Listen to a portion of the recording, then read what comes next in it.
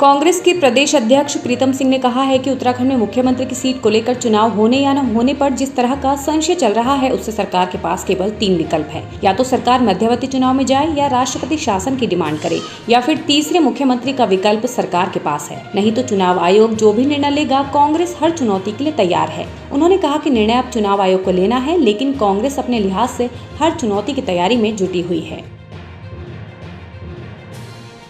देखिए, ये जो संवैधानिक नियमों की बात आपने सही है।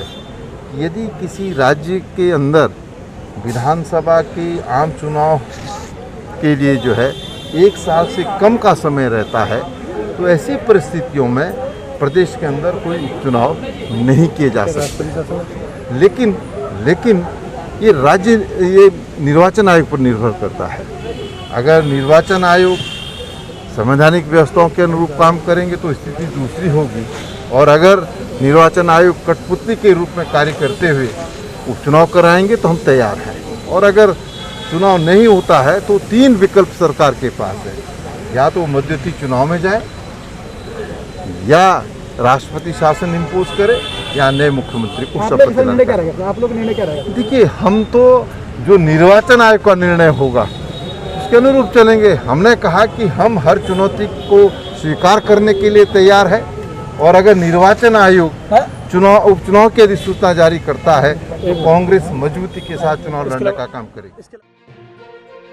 वहीं हल्द्वानी सीट पर क्या सुमित इंदिरा हृदय के उत्तराधिकारी होंगे? इस बात पर प्रीतम सिंह ने कहा कि सुमित हृदय ने पिछले वक्त में जिस तरीके से हल्द्वानी विधानसभा में काम किया है, उस लिहाज से सुमित हृदय के अलावा कोई दूसरा विकल्प उनके पास नहीं है। लेकिन जैसे ही चुनाव में जाने की बात आएगी तो पार्टी पदाधिकारी और आलाकमान इस बात पर तय कर लेंगे कि हल्द्वानी की कमान कौन संभालेगा। कांग्रेस संगठन में बदलाव और नेता प्रतिपक्ष कौन बनेगा, इस बात पर प्रीतम सिंह ने कहा कि इस बात पर आलाकमान जल्द ही फैसला लेंगे।